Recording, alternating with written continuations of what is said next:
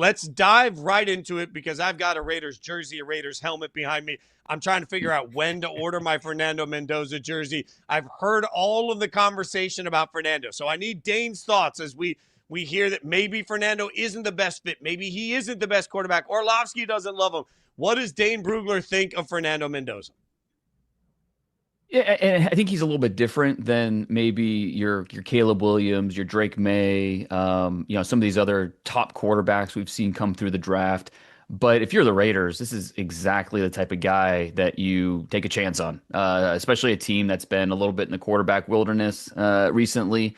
And when you bet on quarterbacks, I'm going to bet on a guy with accuracy, toughness, intangibles, football IQ. And he has that. And yeah, you can poke holes in his game. There's no doubt about it. We think about that Indiana offense, very RPO heavy. I mean, so often he's going to that first read. There wasn't, to think of that offense, it wasn't all put on him. The run game was a big part of what Indiana did. This year they had 16 games, and he had one game over 300 yards passing. I mean, that's unheard of in today's college football. So it's just a little bit different than maybe some other top quarterbacks we've seen come through the draft. But no, this is absolutely the type of guy you take a chance on and say, we believe he'll be a top 8 to 12 quarterback in the league. And that's what you strive for. The goal isn't to find the next Patrick Mahomes, because that's unrealistic, right? You're not going to, the chances of you finding that next Josh Allen are very, very low. So if you find a quarterback you think can be a top 12 quarterback in the league, you better rush that card up and take your chances. And I think the Raiders think they have that guy. Dane, you kind of began that answer by talking a little bit about Caleb Williams and Trevor Lawrence, some of these other top quarterbacks that have been taken in recent years. Cam Ward's another name that comes off the top of my head. Where would you rank Mendoza compared to some of those guys? Yeah, not as high of a grade as Caleb Williams, Drake May, Jaden Daniels from a couple years ago, but I have him slightly ahead of Cam Ward from last year. And obviously, these guys are so different, right? What Cam does is very different than what Mendoza offers. And we've seen, look around the NFL, there's different ways to play the quarterback position, different strengths help you win football games. But I keep coming back to, you look at Sam Darnold this past year and what, his having all that experience and the difference between Sam Darnold as a rookie with the Jets and the difference between him and year 6 7 with now with the Seahawks. Like, it's just that veteran awareness is a big part of what wins football games for quarterbacks. And Mendoza has a level of that is really impressive. He understands pre-snap where to go with the football. That's his superpower. And I think that really separates him among quarterbacks and separates him in this class. And unfortunately, it's not a great quarterback class, which, the Raiders, I think, are feeling good about that. But teams like the Jets, the Browns, there's several other teams, the Cardinals, that are kind of wishing there was a few more quarterbacks in this class. All right, so stick with those other quarterbacks for a second. Ty Simpson is the one that everybody gives a lot of love for. If you were the Jets or the Browns, a quarterback needy team, and you were looking at the opportunity to draft Ty Simpson, do you take him or do you punt and wait for next year? I think a lot of teams are going to be waiting for next year. And look, I get it. Next year's class is always better every single year. And we were saying this last year, and it didn't really materialize for several reasons. But I think as teams, because teams are always advanced scouting for next year. And I remember going back and talking to Phil Savage when he traded up in 2007 for Brady Quinn. They looked at the 2008 draft class, and there weren't any quarterbacks they were getting excited about. So they felt comfortable trading up to go get Brady Quinn. Then, Matt Ryan had a good senior year. Joe Flacco had a good senior year. They end up being first round picks. But, that's you have to, with the information you have at the time, you have to make a decision. And I think as teams look forward to 2027 in that quarterback class, they're getting pretty excited about, obviously, Arch Manning at the top, but then Dante Moore and Lenora Sellers. And I mean, on and on. There's 5 or 6 quarterbacks that teams will mention as potential first rounders next year. And, will that actually turn out to be true? Probably not. But even if half of those guys end up being what we think, I think, especially a team like the Jets, when they have so much draft capital for next year, I just don't think they're going to feel pressured into, unless we really, really love Ty Simpson, we're just not going to go in that direction. And now, first round, in the second round, maybe if Ty Simpson's still around, it's the value is there, and they feel like, you know what, at this point in the draft, it's kind of like Will Levis, like let's roll the dice. If he turns out to be someone that we can win games with as a starter, okay, maybe we got our guy. But if we don't, then we can cut bait and move on to the next guy. So I think there's a good chance that Ty Simpson's still on the board Friday night as we get started on day 2. Ooh. Now I want to talk about another guy that you've got high on your big board, and that's Jeremiyah Love. You've got him at number 2 overall, and that always kind of sparks the debate between the top prospect available and positional value. Do you see a situation where Jeremiyah Love could still go somewhere in the top 5, or do you think that the way that the running back market is, that he might slide a little further down? I'll be shocked if he's not a top 7 pick. I think you look at the Titans at 4, the Giants at 5, Commanders at 7. I'll be pretty surprised if he's not one of those spots. And I get the conversation about positional value, and mostly from the standpoint of the contract, right? Because as soon as Jeremiyah Love, if he's drafted in the top 5, where he'll be slotted among the highest paid running backs in the league, and that's a risk. I get that.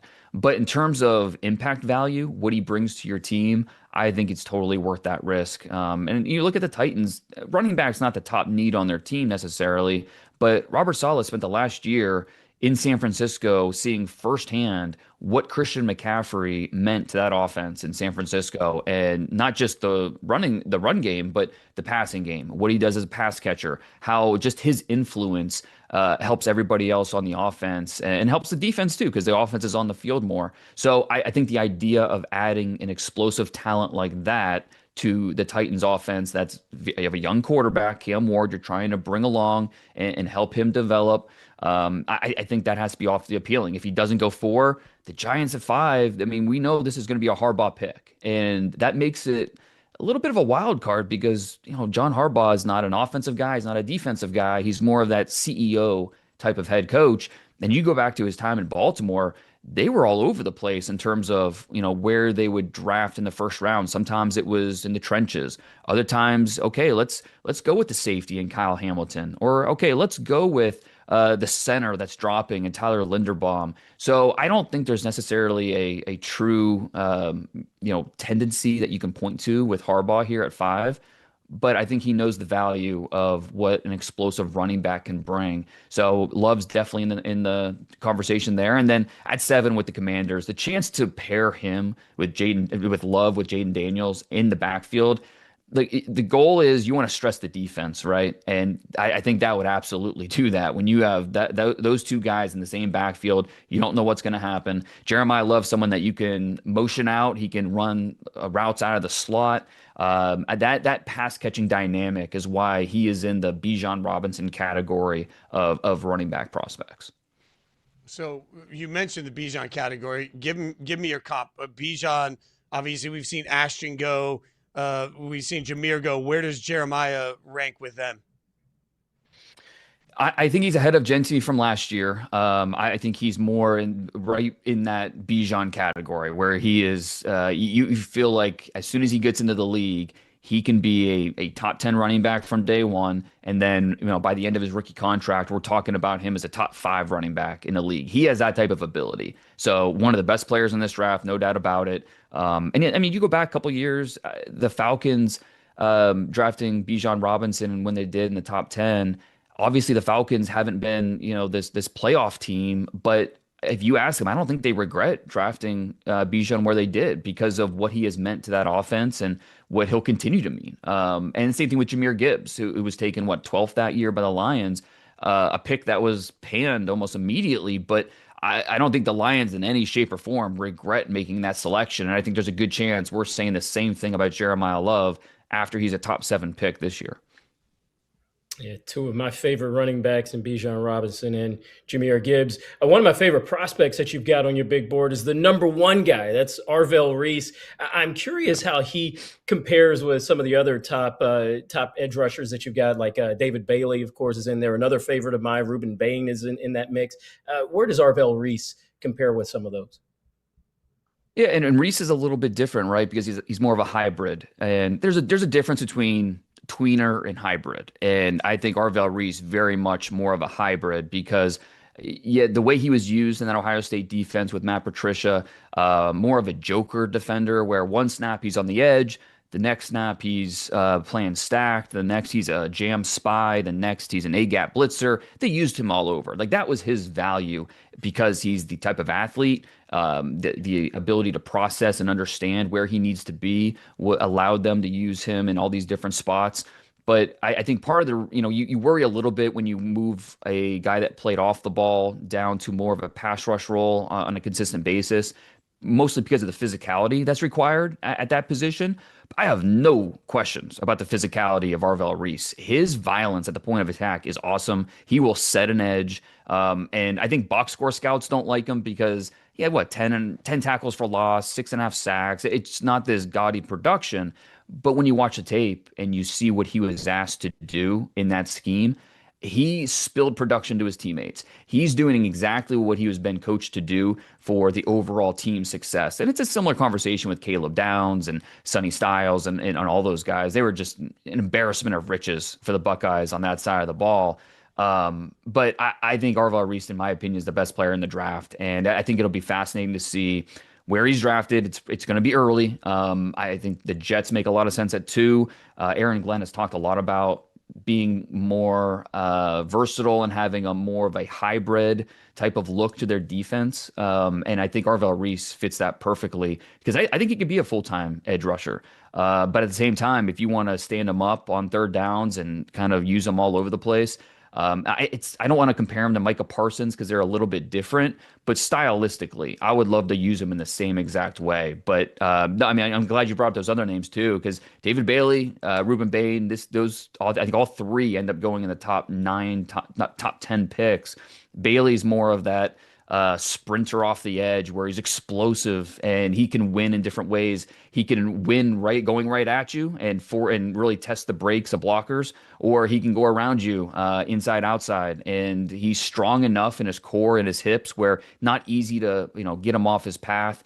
And I think teams are encouraged by the positive strides he made as a run defender. Because last year, or 2024 at Stanford, he was more of a sub-down player because they wanted him rushing the quarterback, but didn't necessarily trust him as a run defender. At Texas Tech, he was an every down player, and they asked him to play the run, and I thought he did a much better job of that.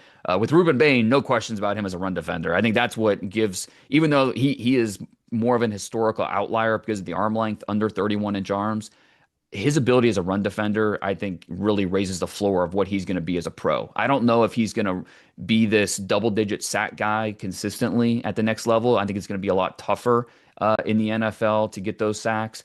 But I feel really good about him being just a solid quality player because he's so good against the run. The motor doesn't stop. And Bailey and Bain won 2 this year in college football and quarterback pressures. One of the reasons why I have Bailey higher in my rankings is the ceiling's a little bit higher. And so I mentioned they were 1-2. Bain actually had 2 more pressures than Bailey did this year, but Bain had 180 more pass rush attempts than Bailey. So the efficiency much more in Bailey's corner. Dane, give me somebody that you have projected right now as a day 2 guy, but you still think that they're a wild impact. Like there's somebody that could come and make an immediate impact to a team. A guy that's going to be doubted because of his size, D'Angelo Pons, Indiana corner. Yeah, he's small. There's no way around it. But he's been small his entire life, and so he's used to that. He's used to overcoming. And you watch him his freshman year at James Madison, freshman All-American, immediately made a big impact. And then you watch him in Indiana, same exact thing. What his impact in the playoffs, that pick 6 he had against Oregon to start the game, how he performed against Miami. Really, it was just his matchup against Jeremiyah Smith at Ohio State that gave him a little bit of trouble this year. But Jeremiyah Smith does that to everybody. We'll be talking a lot about him at this time next year for the 2027 class. But I think D'Angelo Pons, the size is the size, but the toughness that he plays with, the elite speed, the instincts, I'm going to bet on that guy all day. And he probably won't go in the top 32 because of the size, but anywhere in the round two, whether, early in the second round in the 30s, I think he's going to make a team look pretty smart for making a bet on him. Well, you just talked day two corner, day two DB there. What about day two receivers who you think could have an impact? Yeah, and it'll be interesting to see how many receivers go in the first. Every year seems like a strong receiver class, right? I mean, it just until the end of time, it's going to be a good receiver group because all these guys, all these athletes want to play receiver. And when you see what Alec Pierce is making, I think I understand why. I get it. But at the same time, teams are seeing what Alec Pierce is making, and no disrespect to Alec Pierce, but they want to, okay, we can get maybe cheaper options in the draft, and thinking about those rookie contracts and how appealing that looks. And we're going to see probably 6 receivers go in the first round, but then there's not going to be that much of a drop off. We're going to see plenty more go on day two. I think I'm most intrigued by Chris Bell, the Louisville receiver. Who unfortunately, I mean, I think he would go in the first round if not for the ACL because of that knee injury. He has that discount sticker on his tag, but a team's going to make a bet on him on day two, second round. And, a big athlete, 6'2", 225 pounds, the acceleration, just throw on the Miami tape and watching him take a simple slant and then just outpace everybody to the end zone. It's special stuff. And so a little bit of a limited route tree in college, but you think about how he can impact the game now and then for the future, keep developing him, young player. I think you have something there with Chris Bell. He also had one of my favorite backstories in the draft. His freshman year in high school didn't make the team. And so he actually joined the band so he could be there for home games and away games. He said he'd put the instrument up to his mouth, wouldn't do anything because he didn't know how to play, but he just wanted to be around the football team, and that was his way to do it. So pretty cool story, and he's a guy where his best football is still ahead of him. That is an amazing story. Dane, before we get you out of here real quick, you mentioned on the Athletic Football Show you only handed out 14 true first-round grades this year. How do you grade this draft overall compared to other drafts, not just from a superstar standpoint, but overall?